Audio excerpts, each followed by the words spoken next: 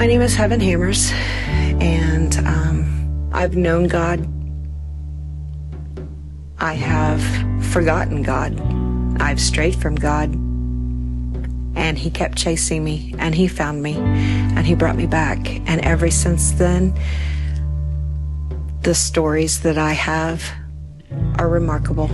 So I grew up in the church with my grandmother, and for whatever reason, we quit going, and I went to the vacation Bible schools and stuff like that, but nothing constant or substantial.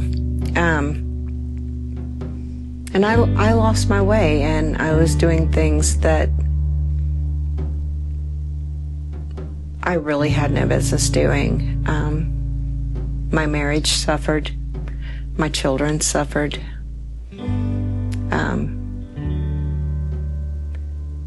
And it wasn't horrible,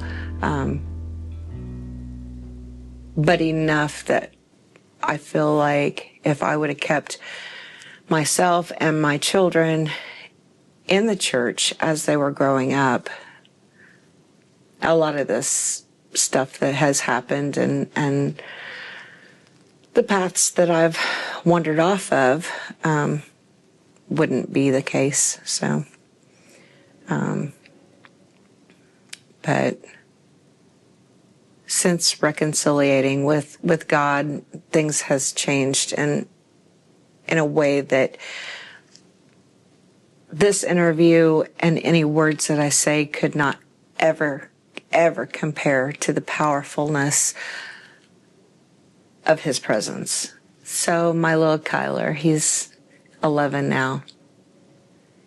He beats to his own drum, but I'm glad that he is. He was 2. He had developed a very rare or uncommon, anyway, disease called Stevens-Johnson syndrome. We had just buried a granddaughter, which was his sister, a year prior. I was very mad at God. I didn't want Him to take another grandchild. And then one day after work, I went to the hospital. I visited with him like I did every day. I stopped at Taco Bell to get the rest of my family something to eat. And I was feeling so lost, so alone, so helpless. And I just prayed.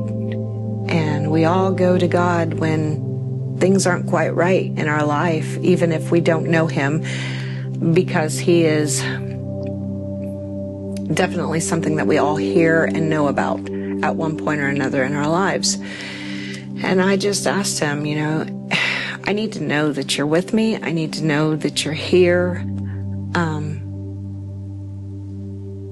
Do You even exist? And I got around, made the order, paid for the food. The lady at the window, and I wish that I knew who she was because I'd love to thank her. She asked me to pull around, which was not uncommon because I have a large family.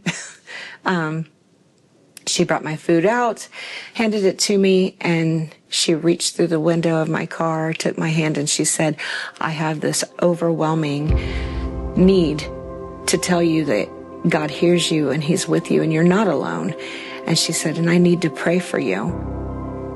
And at that moment, I knew everything was going to be okay.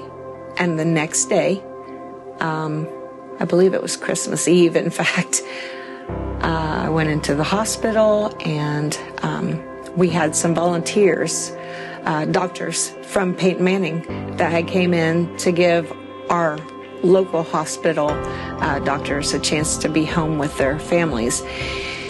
And she had asked me why he wasn't in Peyton Manning or Riley. And I told her, I said, well, when we tried, there was no beds available. She called there, and my grandson was transported in an hour. We got down there. They couldn't figure it out. It was getting really bad, really scary. He had to be intubated. Came super close to losing him a couple times.